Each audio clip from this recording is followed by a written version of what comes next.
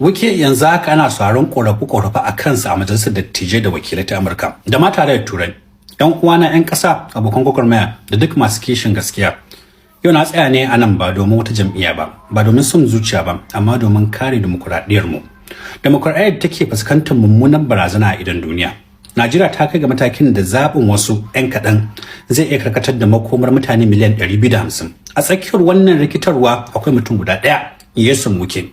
Wannan jawabi ba wai magana ce akan mutum ɗaya ba, amma magana ce akan wani irin tsari kan amfani da ƙarfin iko kamar Fir'auna, kan yadda ake kafa tsarin da ke rugurguza demokradiyya, sannan a hankali tsarin da idan ba a bar shi ba zai jefa Najeriya cikin irin duhun da ya mamaye kasashen Sahel.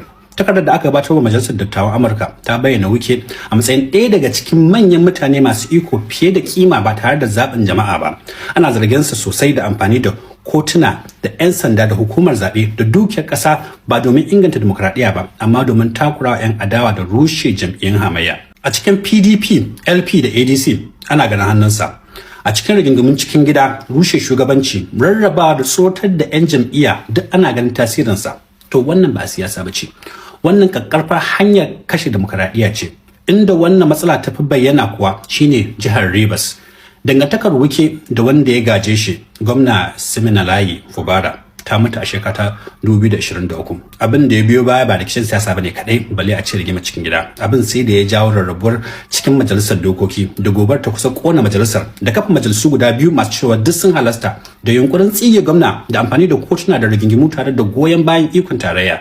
Wannan ba rikicin Rivers kawai bane, wannan misali ne na yadda ake lalata tsarin demokradiyya daga tushe. Idan tsohon gwamna zai iya marɗe hannun magajinsa ta hanyar kotu da jami'an tsaro da doka, to tsarin da ke kare jama'a daga zalunci ya riga lalace.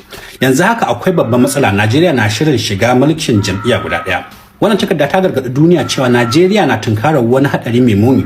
Na farko, inda ake tilastawa gwamnoni su sauya sheka. Na biyu, inda ake tsoratar da manyan 'yan siyasa. Na uku kuma, inda duk mai kin bin bayan layi zai rasa kariya da albarkatun da ya dace da shi. Wannan abu ne da aka ɗebo shi daga mulkin soja da mulkin kama karya, da kuma tsakiyar wannan badakala duk Wike ne. Ana zargin su da kutse a jam'iyyun hamayya domin su ruguje daga ciki. Idan jam'iyyun